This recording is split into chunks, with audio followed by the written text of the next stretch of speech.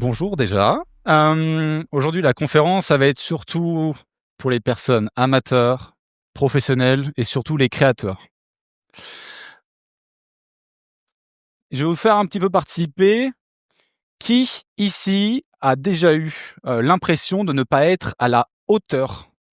Ah, déjà, la zapette ne fonctionne pas, c'est parfait. Et là, ça va fonctionner. Voilà. Qui ici a déjà eu l'impression de ne pas être à la hauteur dans son travail? Ça va, ok. Si, à la fin de la conférence, on arrivait à inverser les rôles. C'est-à-dire que les personnes qui n'ont pas levé la main vont lever la main. Peut-être. Mais avant tout, je vais vous raconter une histoire. Une histoire qui est dans mes mains. C'est une histoire qui pourrait vous apporter quelque chose ou vous aider personnellement. À savoir que cette histoire, c'est une histoire vraie.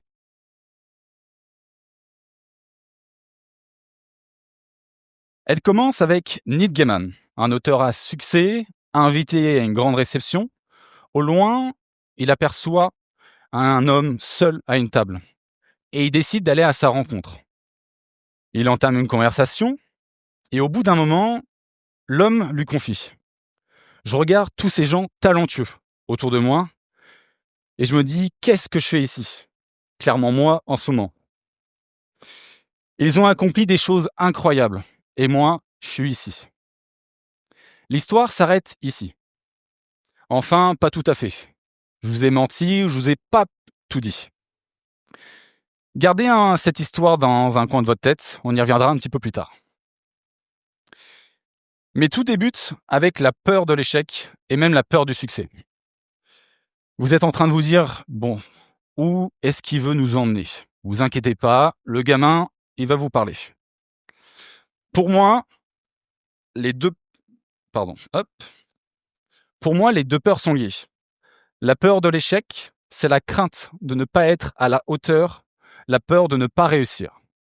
Exemple, moi en ce moment, j'ai peur de ne pas réussir à vous faire passer un message. Autre exemple, le matin en direction d'un mariage, en direction du lieu de réception, je suis l'homme le plus stressé au monde. Il n'y a que quelques personnes qui connaissent mon surnom. Un indice, il m'appelle Vomito. Encore une fois, c'est la peur de ne pas réussir à retranscrire au mieux le mariage. C'est la peur de l'échec. Et puis, il y a la peur du succès. C'est celle qui te dit, si je réussis aujourd'hui, je n'arrive pas à maintenir ce niveau demain.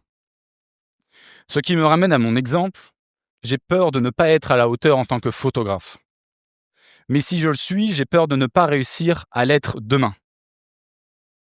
Et tout doucement, on commence à rentrer dans ce fameux syndrome. Certains vont même à se saboter eux-mêmes, visuellement ou même oralement. La plupart du temps, on entend la fameuse phrase « mes images sont nulles, mes images c'est de la merde, je suis une grosse merde ». Et là, la plupart du temps, tu regardes les images. 8, 9 fois sur 10, les images sont cool, elles sont excellentes. Le message que je veux vous faire passer, c'est que l'échec, comme le succès, ne doivent pas être un fardeau, mais des étapes vers plus de confiance. On se dit souvent que c'est de nos erreurs qu'on apprend le plus. Et c'est exactement ça. Mais après, vous allez me dire, comment? Quelle est l'étape pour avoir plus de confiance? Je ne bosse plus du tout avec des connards. Non, mais je dis pas qu'il n'y en a pas eu à une certaine époque. Vous savez, des fois, vous vous retrouvez avec un gars, je te présente machin, il va faire le truc avec nous, tout ça.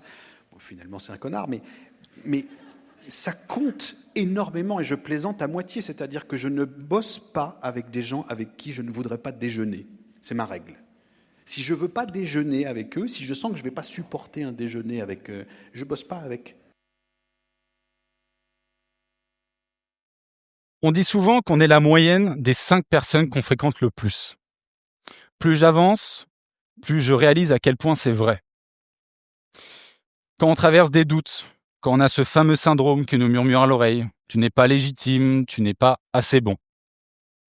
L'entourage joue un rôle déterminant. Il y a des gens qui vont nous tirer vers le bas, qui mettent en lumière nos défauts, nos échecs et nos faiblesses. Et il y a ceux qui nous élèvent, qui nous rappellent nos réussites, qui croient en nous parfois plus que nous-mêmes. Je me souviens d'un ami photographe, vous inquiétez pas, il n'est pas mort, Thierry Vincent. À mes débuts, j'étais en plein doute, persuadé que mes images n'avaient rien de spécial. Il m'a simplement dit « Corentin, arrête de chercher à être comme les autres. C'est justement ton regard différent qui fait ta force. » Cette phrase, je l'ai en tête depuis longtemps. Elle me permet encore d'oser à continuer, et même d'oser d'être devant vous aujourd'hui. Alors, entourez-vous de personnes qui vous rappellent vos qualités.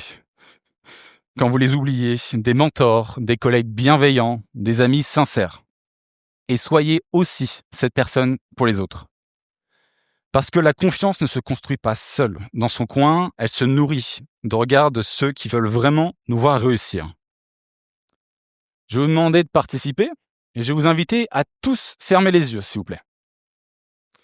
Pensez aux 5 personnes avec qui vous passez le plus de temps, pas forcément physiquement, mais celles qui influencent vos pensées, des collègues, des amis, des mentors ou parfois même des gens en ligne qui pourraient que vous suivez régulièrement. Je vous laisse un petit instant. Vous endormez pas, bien sûr.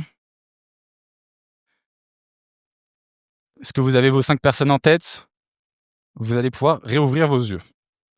Maintenant que vous avez ces 5 personnes en tête, posez-vous ces questions. Est-ce que ces personnes me tirent vers le haut ? Est-ce qu'elles m'inspirent ? Ou au contraire, me rappellent-elles constamment mes limites, mes échecs, mes peurs ? Qui, ici dans l'assemblée, a 5 personnes qui le ou la tirent vers le haut ? Levez la main. Ok. C'est déjà pas mal. Cool. Souvent, rien que ce petit exercice permet de prendre conscience d'où vient une grande partie de notre confiance ou de nos doutes pour les personnes qui n'ont pas levé la main. Mais maintenant que le regard des autres a changé, qu'est-ce qui se passe ? Il y a un point essentiel dans le syndrome. C'est la recherche de reconnaissance. On va pas se mentir, on a tous besoin à un moment du regard des autres. Le compliment d'un collègue ou d'un proche, le message d'un client satisfait, un prix, un concours, une publication. Ça fait du bien, on est heureux, et ça nous rassure. Pendant quelques heures ou quelques jours. On se dit « Yes, je mérite peut-être enfin ma place ». Mais le problème, c'est que cette reconnaissance est toujours temporaire. Et si on devient dépendant, alors notre confiance s'effondre dès que les applaudissements cessent. Alors on va essayer une autre petite démonstration. Je vais vous demander à tous d'applaudir le plus fort possible, s'il vous plaît. Ça fait ramer du gens, hein. On est content. Vous voyez, là, ça me fait du bien. Par contre, quand vous arrêtez, ça fait plus du bien. Je me souviens de la première fois où j'ai gagné un concours photo. Sur le moment, j'étais fier. Mais cette fierté n'a pas duré. Très vite, une petite voix, elle est revenue. Si je n'arrivais plus à faire une image à ce niveau, si ce n'était qu'un coup de chance, c'est ça le piège de la reconnaissance. Elle peut nourrir nos doutes autant qu'elle est calme. La vraie reconnaissance, ce n'est pas celle qu'on reçoit de l'extérieur. C'est celle qu'on s'accorde à soi-même. Exemple, l'un de mes premiers mariages, j'ai passé la journée à courir partout, à vomir, à chercher le bon angle, à capturer chaque moment. Le soir, je rentre chez moi, la boule au ventre, et là, les premières interrogations arrivent. Est-ce que j'ai vraiment réussi ? Est-ce que mes photos seront à la hauteur ? Et si j'ai déçu mes mariés ? Quelques mois plus tard, j'envoie la galerie. Ne me jugez pas, j'envoie la galerie quand je le veux. 24 heures plus tard, pas de message. Là, on commence le stress, on n'a toujours pas de nouvelles des clients. C'est la cata. 48 heures plus tard, toujours rien. Et là, le message. Corentin, merci. Grâce à tes images, on a l'impression de revivre chaque instant. Tu as su capturer des émotions qu'on n'avait même pas vues. Tu as un vraiment don et en plus, tu sens bon, tu es super beau. Waouh. J'espère que vous aussi, vous recevez des messages comme ça, mais on supprime cette partie. En lisant ça, je me suis senti légitime. Le syndrome est parti en vacances. Mais les vacances, on le sait tous, on est tous photographes, tous créateurs, les vacances ne durent pas éternellement. Quelques semaines plus tard, un autre mariage arrive. Et là, même question.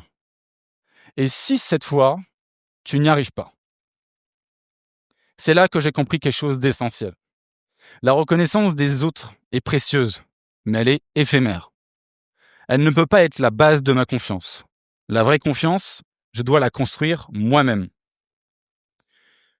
Mais encore, comment je peux évoluer pour construire ma confiance? Vous savez, il y a une chose que j'ai comprise assez vite dans mon parcours. Le pire piège, ce n'est pas l'échec. C'est de rester sur ses acquis. On croit qu'une fois un certain niveau atteint, il suffit de continuer à faire comme avant. Mais la réalité, c'est que les choses bougent. Plus vite que nous, pardon. Les techniques évoluent. Les tendances changent. Et si on ne se renouvelle pas, on finit par stagner.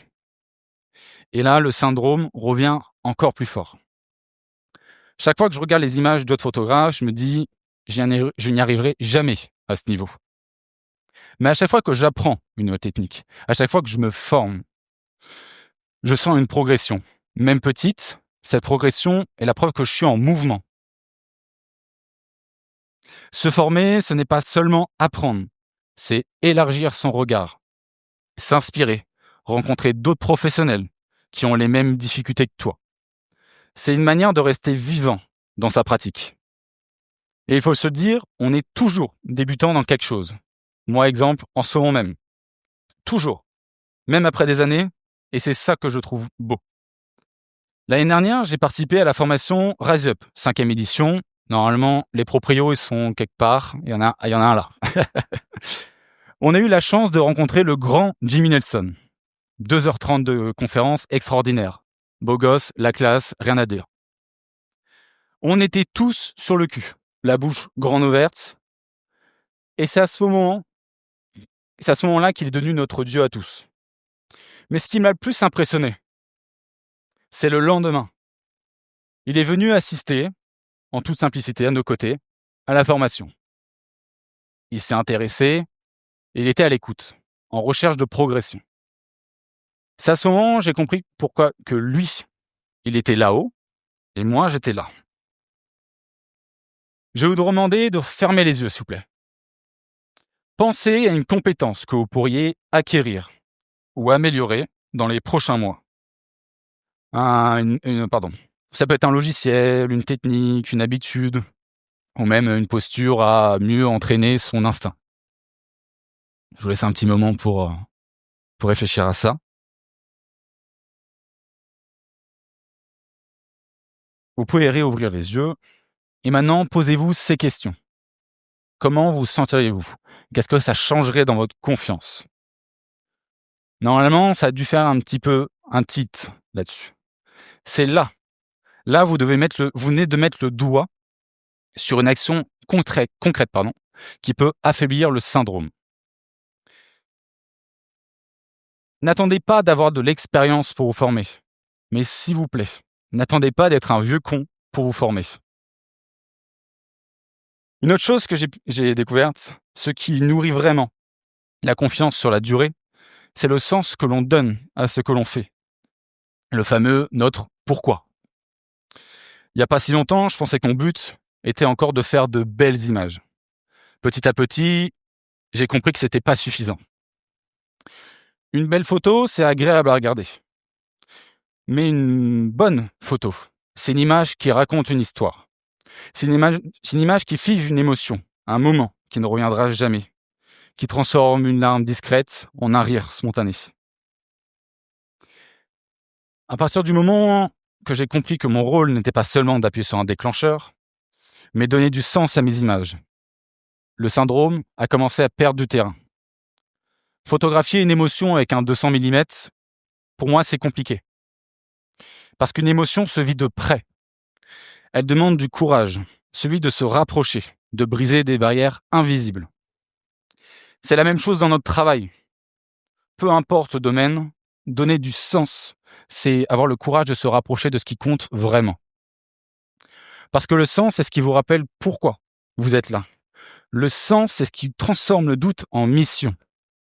Le sens, c'est ce qui fait qu'au lieu de se demander « suis-je légitime ?», on se dit « qu'est-ce que je fais ? Ce que je fais a de la valeur ». Une autre question que je me suis posée, excusez-moi, je m'en pose beaucoup, qu'est-ce qui me manque pour trouver le sens à mon pourquoi ? Pour moi, la réponse, c'est le temps. Parce que quand je comprends ce que je comprends aujourd'hui à mes 26 ans, je réalise que certaines choses, je n'aurais pas pu les saisir plus tôt. J'avais besoin de les vivre. Je peux vous transmettre mes connaissances, je peux vous transmettre mes astuces ou des clés. Mais la vraie incompréhension, c'est celle qui transforme en profondeur. Vous devez vous la trouver vous-même, en laissant le temps faire son travail. Le temps, c'est comme la chambre noire en photo. On développe une image et au début, on voit rien. Il faut attendre, patienter, laisser la lumière imprimer doucement le papier. Si on sort la photo trop tôt, il n'y a rien. Mais si on lui laisse le temps nécessaire, alors l'image apparaît, nette et pleine de sens. Tout prend du temps. Le temps d'échouer, de progresser, de recommencer. Le temps d'accumuler non seulement des réussites, mais aussi et surtout des peurs. Parce que ce sont elles qui gravent la vraie compréhension en nous. Si aujourd'hui vous avez l'impression de ne pas être à la hauteur, souvenez-vous, vous n'êtes pas en retard. Vous êtes juste en train de laisser le temps faire son œuvre.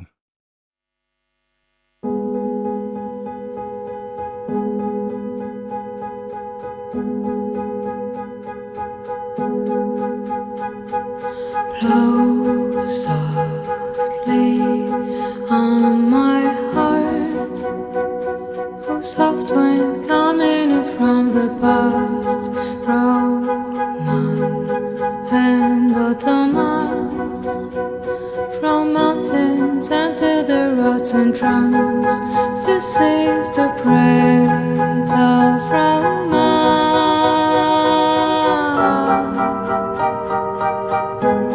Caressing the people's feelings.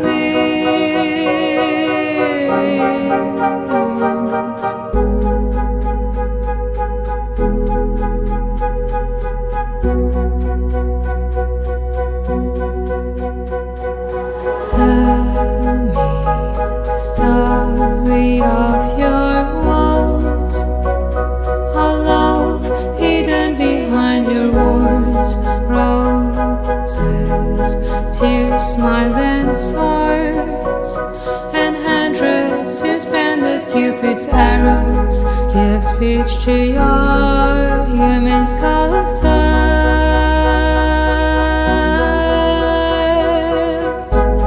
upon your bridges and fountains.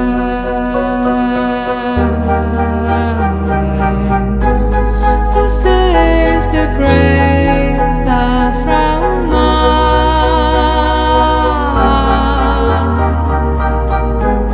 caressing a people's feelings.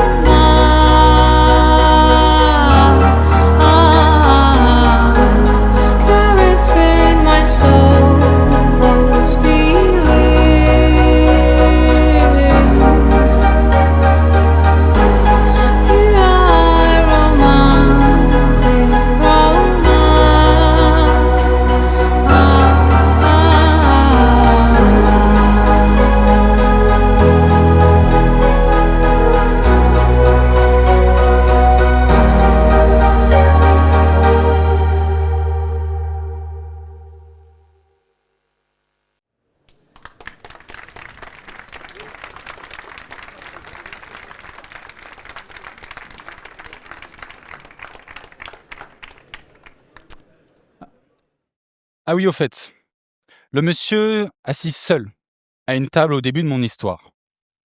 Le monsieur s'appelait Neil Armstrong. La première fois que j'ai entendu cette histoire, je me suis posé une question et je vous promets que c'est la dernière. Si Neil Armstrong est un imposteur, pourquoi moi, je n'aurais pas le droit d'être un imposteur? Je vous remercie de m'avoir lu, je vous remercie de m'avoir écouté. Je m'appelle Corentin Azamoun. Merci beaucoup.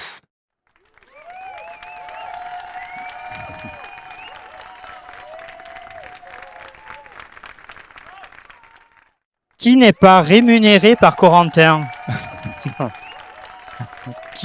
Voilà, donc tout le monde est rémunéré. On lance des questions, tu t'y sens à répondre aux questions? On peut. Qui veut se lancer? Il y a les questions pièges qui arrivent, qui vont me faire... Ouais, du coup, on a vu un petit peu ton travail. Est-ce que tu te concentres uniquement sur la photo de mariage ou tu vas dans d'autres domaines aussi? Je suis basé principalement en photographe de mariage. Après, je suis décalé un petit peu en famille et de plus en plus maintenant dans le corporate. T'es décalé. Je me décale de plus en plus. Merci beaucoup. Est-ce que, juste pour les rares personnes qui ne te connaissent pas, tu peux récapituler un peu vite fait ton parcours et comment t'en es arrivé là? Moi, j'ai ouvert mon entreprise fin 2019. Super période avant Covid. J'ai eu toute la période Covid où malheureusement, avec mon entreprise, je n'ai pas pu en vivre à 100%. Et j'ai commencé réellement à en vivre à peu près en mi-2021, après cette période-là. J'ai tout de suite commencé à me former dès que j'avais la possibilité. J'en ai parlé tout à l'heure, de se former. Pour moi, c'est très important. C'est ce qui me permet toujours d'être en mouvement, de jamais rester bloqué. Et mon parcours, par où je pourrais aller? Comment? Non, je n'ai pas fait d'école audiovisuelle. Pardon, j'ai appris par moi-même. Tout à l'heure, je vous ai parlé de Thierry Vincent, c'est un de mes mentors en photo qui m'a tenu la main, qui m'a aidé, qui m'a appris les bases. Et après, bien sûr, YouTube, on sait comment ça fonctionne. J'ai utilisé ça aussi. Mais voilà. Je sais pas si j'ai bien répondu. Tu passes quand à la vidéo? À la vidéo, je suis bien en photo. Pas du tout. Bonjour, Corentin. Bonjour, vous êtes? Nicolas Issali. Enchanté. C'est quand la dernière fois que tu as vomi sur un mariage? Cet été, c'était durant un mariage début août. Très, j'avais très peur en fait de ne pas réussir j'ai pas envie de dire que mes autres mariés étaient pas cool, mais là, j'avais vraiment un couple que je voulais pas décevoir. Et bon, il y a eu le petit arrêt sur la voiture. On s'arrête, on ouvre la porte, on fait ce qu'on a à faire et puis on repart. Puis on arrive et puis on demande à un lavabo, on se lave les dents, quoi. Super. Ça partait pas d'une connerie, on va dire. Mais et du coup, comment tu l'expliques après ce que tu nous as dit, que tu es encore ce sort de syndrome de l'imposteur, même si tu as tout pour avoir assez confiance en toi quand tu pars sur un mariage, quoi? Au final, ce que moi je voulais vous dire, c'est que pour moi, ce syndrome, peut-être que c'est aussi un super pouvoir. C'est ce qui nous permet d'aller chercher des meilleures images, d'aller chercher à avoir des compétences pour se dépasser soi-même. Ça, tout à l'heure, je disais, n'attendez pas de vous former. Je veux dire, c'est toujours aller chercher perpétuellement, pardon. Ma dyslexie est de retour, super. En fait, quand j'ai compris que ce syndrome était un pouvoir, j'ai fait en sorte de le garder. Et côté formation, tu as des plans? Des plans? Alors, j'avais envie de vous dire Rise Up, mais c'est complet. Je sais que toutes les formations que j'ai pu faire, il y a le 72 heures, il y a, j'ai commencé avec le guide du photographe de mariage, de Sébastien Roignan. Qui intervient dans 2 heures? Oui, tout à l'heure, exactement, à 17h30, c'est ça.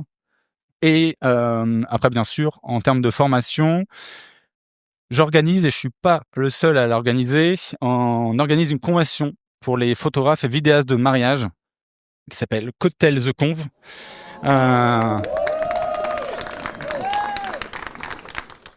C'est une convention qui est dédiée pour les photographes et vidéastes de mariage. Bien sûr, si vous faites aussi du studio à côté, vous êtes les bienvenus. Si vous êtes curieux, vous êtes les bienvenus. Si vous êtes amateur, vous êtes les bienvenus. Le but, c'est de se rencontrer, échanger, partager ensemble. Et sur 2 jours, vous avez une line-up, super line-up, où vous allez avoir des intervenants toutes les heures qui vont passer, et avec un super salon des marques en même temps, où on a Norapix, Nikon, on a PeakTime, Loxley et Ama Conseil qui sont nos partenaires. Et vous retrouvez aussi d'autres stands qui seront sur place. Et c'est le 27 et 28 à Lyon. 2026, pardon. Voilà. Bien, merci Corentin. Merci beaucoup. Un grand bravo.